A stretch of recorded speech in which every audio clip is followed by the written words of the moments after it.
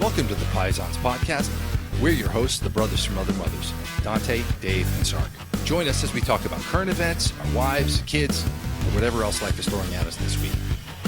With the Paisans, you're with family. Yeah, I went back to the motherland, and as always, Italy is gorgeous. The people are amazing. The culture is wonderful.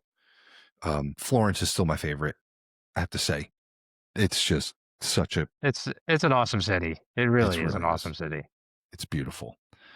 What I found was it was hard to get out of the tourist areas everywhere.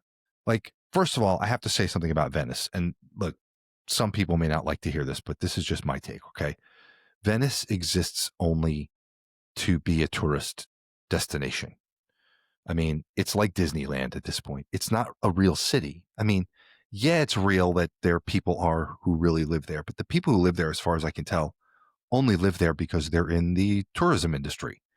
They work at one of the restaurants, or they own one of the restaurants, or they own one of the shops or something like that, which is great. I mean, I'm sure that if you live there, it's nice, but there's no industry. It's not like one of us will ever be going to a business conference in Venice. Yeah. It's just certain parts of it where basically it's one great big strip where you walk down. It's like one great big thoroughfare that you just walk up and down. And when I say it is bustling, I mean it's bustling, shoulder to shoulder. You're there with people most of the way, all the way up and down. And it's a couple miles, up and down. The funny thing is that walking up and down, it's almost like being in a video game where it's like there's 7 or 8 different types of shops, like sort of generic types in shops. There's like the gelato shop. There's the little coffee shop. There's the glass shop, like where they have glassware, like little glass trinkets and stuff. There's the postcard and, like send something home shop. There's like, call it 7, 8 basic shops. Okay. And that's just it, like repeated over and over and over again. So I don't know how many of those glass like shops that sell little glass trinkets there are, but there's got to be dozens and dozens of those shops. And they all basically are selling the same thing. Made in China. Why do I say this? Because you walk up and down, and like in a video game, you're sort of like, okay, there's no reason to keep walking. I don't think I'm going to see anything different, and you do the gondola, of course. It's sort of interesting how you have to navigate between the islands. Like it's set up in such a way that at one point at night, I didn't figure out how to navigate it on Google yet. And so it took us to a ferry station where we had to wait for the ferry to pick us up and then take us just like across the thing. Now, I realized later with Google, I was putting it on Google Maps and telling it avoid ferries. And then I was like, oh yeah, no problem. You just walk over to this area, then there's a bridge that goes so it was possible to walk the whole thing. And me and Jen love to walk. So we walked. We walked like 25,000 steps a day. Like it was intense. But all that to say, like Venice did it. Check. Probably no need to ever go back. I mean. So that was the first time? That was the first time there? And last. I really can't imagine anybody going there let me just put it this way. I can't imagine anyone under 55 going there and being like, oh my God, I can't wait to come back here. Like, yeah. It's fine. It's beautiful. It's like, wow. People spend hours shopping for glass and trinkets and. Yeah. I mean, no, you don't. It's not as if you're like, oh, let me go into this glass and trinket store. Like, ooh, let me spend an hour in here. No. And let me go to the next one. Like, I'm just looking for that perfect trinket. It's, yes. It was cool to get to the airport and to have to walk around and come. And sure enough, you're getting on a boat, like a boat taxi, and they rip on down into the city. And then they very quietly kind of go through the streets. And you're like, yeah, the streets are just water. It's neat. It's cool. It was cool to know the history and to see how it had been created and the pylons underneath it and everything. Like, I learned something. Now, I'd love for somebody to check this, but what they told us was the woman who led the tour at the Doge's Palace told us. She said she's Venetian her whole life. The city, first she tells us, the city's destiny is to be is to sink into the ocean. Eventually, it will just sink into the ocean. Okay. But she also tells us that if the city today would be dry, right, not for they divert two of the major rivers into Venice to keep it in water. So she's like, you hear about it flooding. That just happens when there are certain ocean currents and things like tides or whatever wash a whole lot of water, and they have some barrier thing that they've created, which she said has actually worked a couple times now that they've had to use it. So the city hasn't actually been, flooded, as they say. But she's like, but other than those times, if they didn't divert the water from the rivers, the city would be dry. It would just be, you'd see it on stilts, like everything, It was like, can that be So true? was it really destined to sink? Well, that's the part I couldn't put those two together. Yeah. But it made sense to me in the sense that I'm like, again, the city exists for no other reason. Like, again, there's no industry there. There's nobody who's manufacturing anything in Venice, I thought they made blinds there. Right. They have blind shops. Very good. Very good. Very good. The one thing I remembered, and I think I was texting with you when you were there about this, is when Jeff Bezos got married there.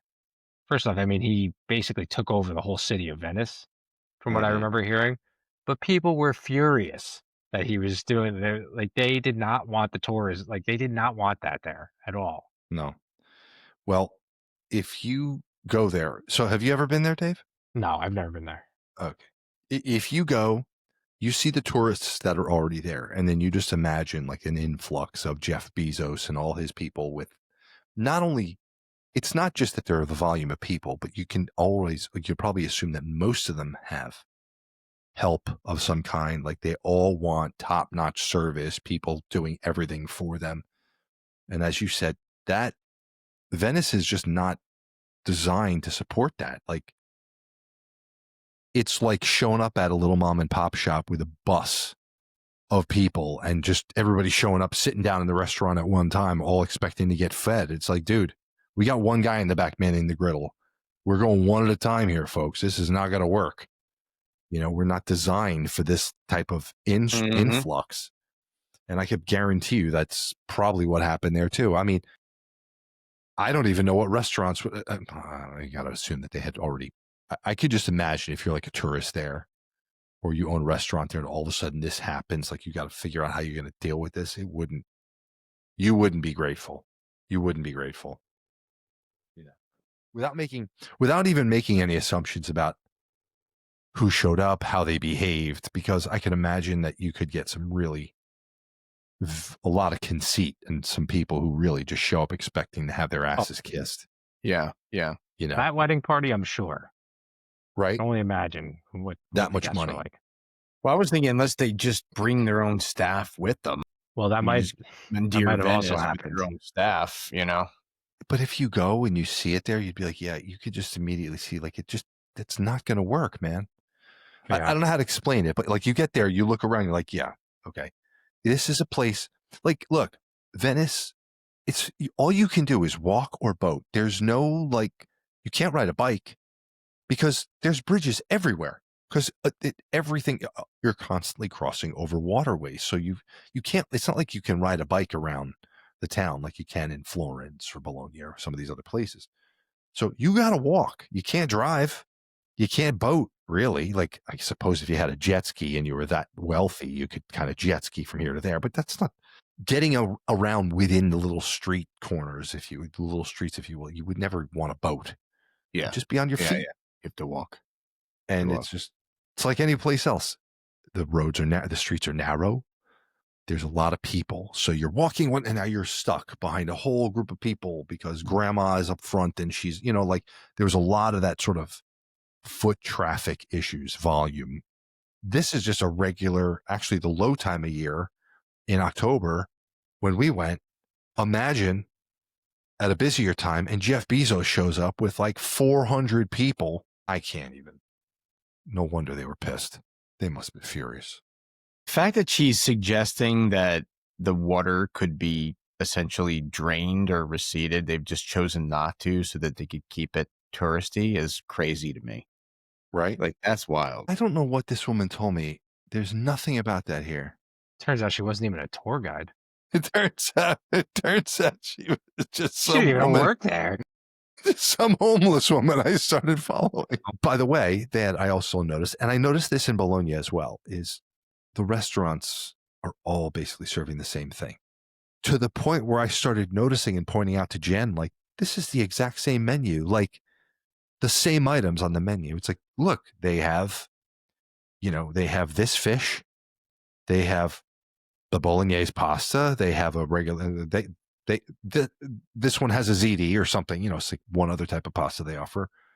They have a filet with a potato on the side, which is like everyone had that. It's like they all have the same menu here. So it started to become almost like this.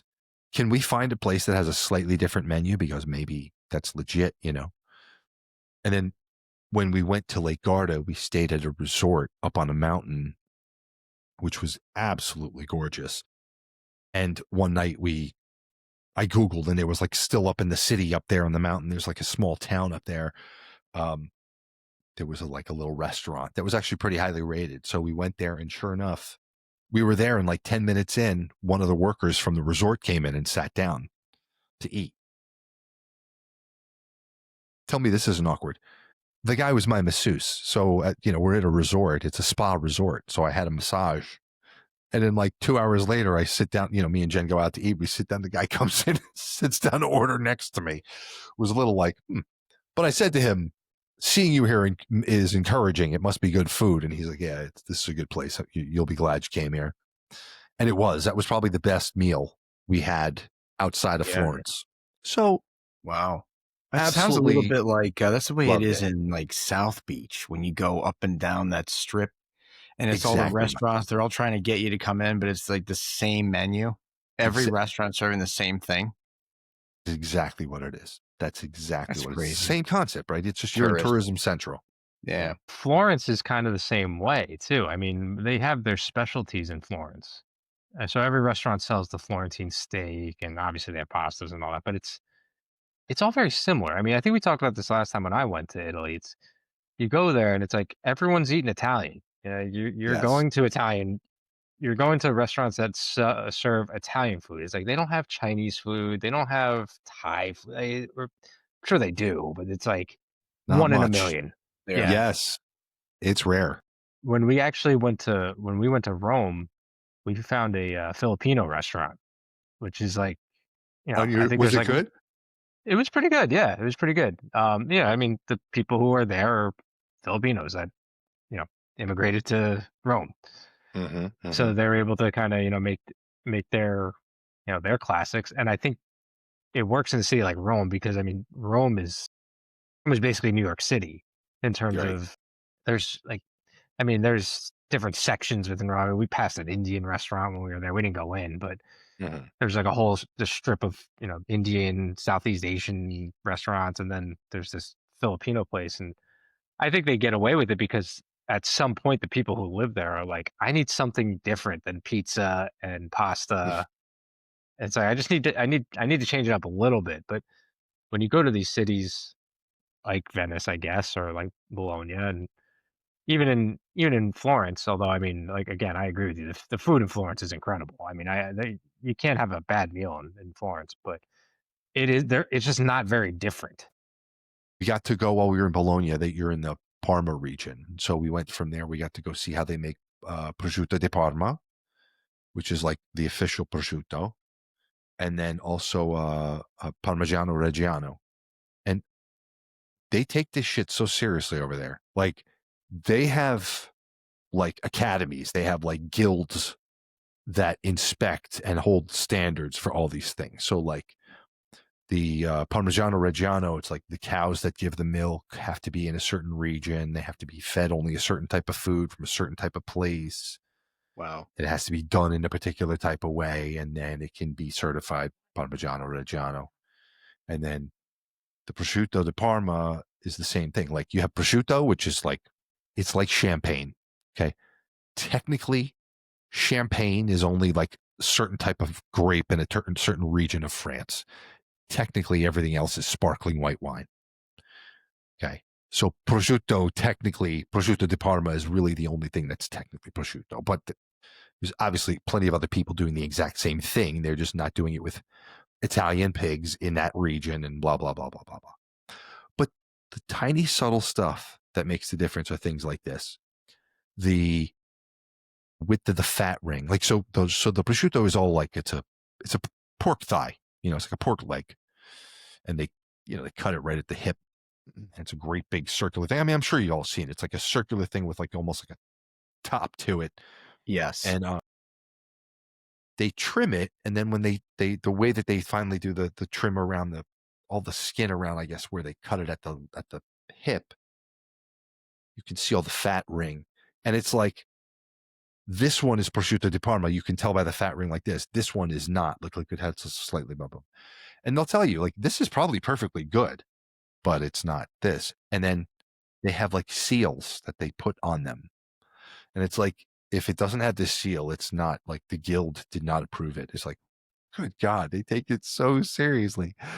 So that was fun. Like, that was really a lot of fun. And we did You also got to try it, I'm guessing, right? You get to try of the course. Yes. And we bought a hunk, we bought a hunk of prosciutto, and then we bought a great big thing of, not a great big thing, but we bought a size. But part of it is you got to realize, just putting it in your damn bag, Yeah. Oh, yeah. you got a 50-pound bag is the most I can check at this point. And so everything, you're like, that's another 2 pounds. You're like worried about weights. Better the Parmesan than the provolone, man. You like clear an airplane bringing provolone home. That's probably true. You're right. Yeah. God forbid the seal breaks. Oh, One of the funny things about the place where they make the prosciutto di Parma, believe it or not, one of the things that they claim is like part of what makes it so unique is the wind and the air. And they're like, yeah, the air here, there's just something about the way that, like, where the mountains are and the river, blah, blah, blah. And they'll point to all the different land masses, and like, that creates this air that has got more moisture in it, and da da da da da da. Like, okay. And they say, so when they take you up to the process they have to make the prosciutto is actually not that. I kept using this phrase, simple, not easy, but simple. They get them, they cover them in salt, completely cover them in salt, leave them for like 2 months. Then they rinse them off, cover them again in salt and I think it's just salt. I don't even think there's like herbs or anything in the true prosciutto di Parma. Then they like soak them for God knows how long. Like, I forget how it works. They don't soak them, but like they just age them, and they have them in these racks, and they bring them up this elevator to this whole area where they have, and it's a big area. It's probably the size of it's like bigger than my whole downstairs. Okay. Like, so it's not enormous. It's not like an industrial size, like Home Depot size space, but it's a big enough space, and it's lined on both sides with huge tall windows. And they're like, yep. And then they're like, oh, and you go up, and sure enough, they've opened all the windows. So they open the windows on both sides to get a cross breeze. And they're like, this is part of the aging process. Like, damn. Look, there's something that occurred to us there. I'm going to make an observation. You guys tell me what you think of this theory. They love beauty, and they appreciate beauty for beauty's sake. It's built into the language, the way that they talk about things. We did these several locations where we would read, you'd be like, show up, and there'd be a plaque, and it would be in Italian, obviously, and then there'd be in English.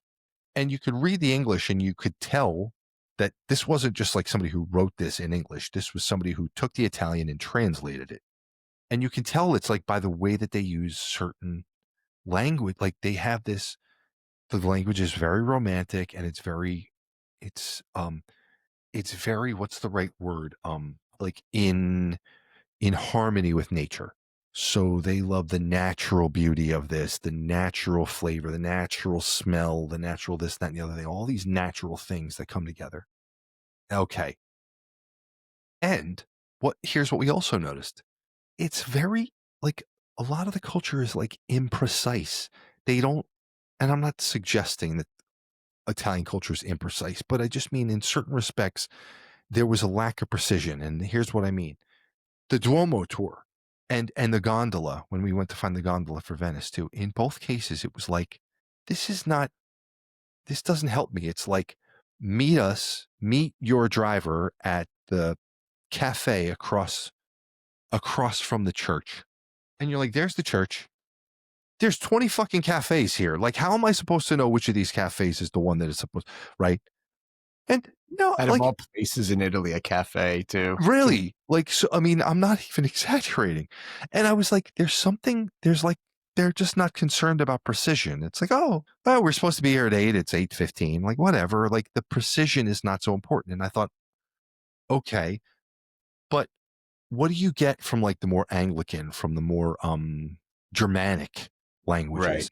Much more precise, much more specific. And I started putting together this theory based on nothing, that what they benefit from in the Mediterranean in particular is abundance. It's like nature wants to grow stuff here. So you're going to get olive harvests, you're going to get grape harvests, you're going to get all sorts of stuff that just naturally grows and is beautiful and is actually abundant because the soil is so rich, because there's moist air, because all the beautiful gifts that nature has given them, and they're so grateful for them. But at the same time, they're not like, well, if I let even one grape go ungathered here, I might starve this winter. Like, they don't have to think about that. But the further north you go, or the further south you go, if you're really going super south, right, it gets colder. Like, you have to start being more precise with things, because nature isn't working with you anymore. It starts working against you. Mm-hmm. You have to deal with like bitter cold temperatures, for example. Well, you better know with a lot of precision, like, I don't know, how to build a shelter such that it retains it can't be like, just get it up and then you can sort of rest in it until tomorrow. And then it's like, no. It's like, you got to know exactly. So the language gets more precise, and everything about the culture gets more precise, with less wiggle room for, come on, like, life is going to be beautiful. Obviously, it's going to take care of you. It's like you don't have that wiggle room anymore. And so it's sort of interesting when you think about the personalities within the cultures. What you see in Italy is like, they're like, I mean, we're coming, don't worry. And you're like, okay. I think that's it. I think you kind of Right? nailed that. Right. I mean, there's this concept of like, well, we just get up every day and kind of just see what we're going to do. I mean, the food is plentiful and we can go in the water or we can lay in the sun.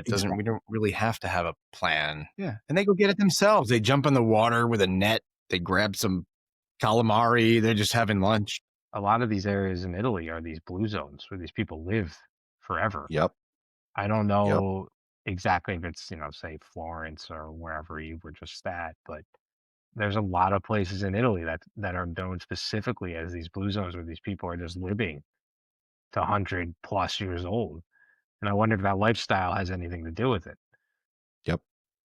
It's part, I've seen that show. Like, is on Netflix or something, Blue Zones. And when they toured the wherever they focused on in Italy, it was like, it reminded me of parts of Italy when I've gone, which is to say, there's a lot of stairs. You got to go upstairs a lot. Like, everywhere you want to walk seems to be uphill. Everyone's happy. Like, the weather's beautiful. It's just like they might not have as much money as any of us. I mean, just the people in America, but they're like, it's great here. I don't need that. So anyway, that was sort of this loose theory that I developed there. It was really reading stuff that did it. I was like, the way that they talk, it's just like, and the thing with the Duomo really pissed me off. I got to be honest with you. It's like, you must meet at this location outside and when I tell you, there is almost nothing to indicate to you that, like, here's where the line would wait. I can't even describe for you. So there's the Duomo, and then there's several things that they're all very close to one another around a huge structure for you to go and do. Yeah. Each one of them has a huge line waiting outside of it. And each one of them has, like, they're very strict with how shit goes, man. It's like, you have to buy a ticket in advance. You have to print that ticket out or have it on your phone. Like, they want to scan the QR code.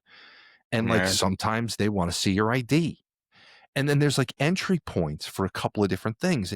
So it's hard to know and read the labels of exactly what's going on.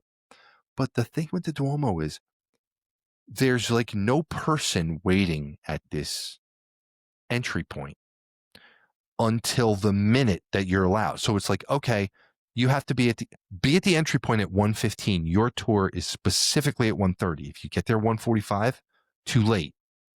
You have to be there early. Wait, and they will let you in at 1:30. And you're like, okay. But it's not like there's a person waiting there and they're like, just line up and at 1:30 I'll open the. No. It's just like there's no sign that this is where the line starts. And so there's like a whole bunch of people sort of confusedly walking around in an area like, is this the Duomo? Are you online for the Duomo? Yeah, no, I'm online for the Duomo too, but I don't. So is this the line? No, this line goes around. I think this line goes to something else.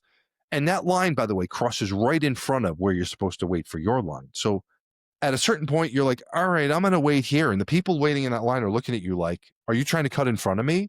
You're like, no, I think I'm waiting here for this. And they're like, where? There's no line. And then out like at like 1:29, like the cuckoo goes off and a little guy comes waddling out. And then he's like the Duomo, he's like, come on. And you're like, oh, okay. I mean, I guess this is it. This is where we go in. But dude, this is like it's like the Statue of Liberty. It's like, that's why everyone is there. And it's not clearly marked. And they're like, be there early. So there will be no queue. There will be no indication as to where you should queue up. But at 1:29, if a guy comes out and you're not there, you're fucked. The other thing you notice, and I'm sure you noticed this, Dave, is when you go to eat, there's no such thing as a quick meal. Oh God, no. Yeah. You sit down. Service, they're expecting you to just take your time. Mike, they take 10 minutes to just acknowledge you. Mm-hmm. Forget bring you water. But even if you get like, say you want like a Coke or something, they don't put any fucking ice in it. It's like they give you like 2 fucking ice cubes. It's the weirdest thing. At one point, Danielle, we were somewhere, and Danielle asked, she was like, "Can I get a glass with ice?" And they were like, "Okay." And they like walked away, and then they never brought it. It was like, they're just like, "Fucking believe it, this girl wants ice." it's like where are we gonna get this over from? here? Yeah, it's like where are we gonna get this ice from? Like, are you kidding me? Like.